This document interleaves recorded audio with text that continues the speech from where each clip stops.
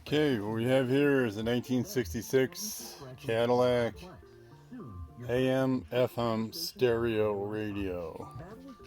High quality and somewhat rare.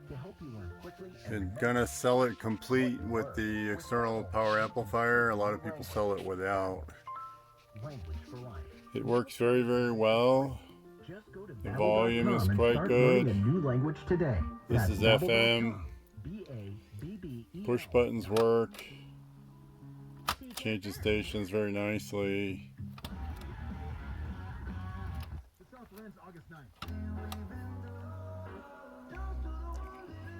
And the manual station works fine.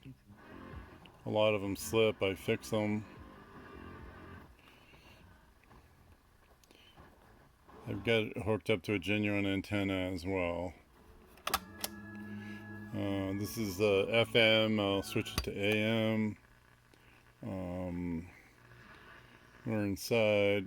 There you go.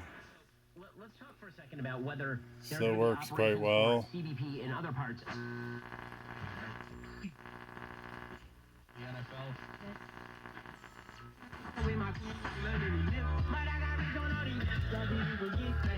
Sound is really good on the AM. Fader works, goes from one speaker to the other.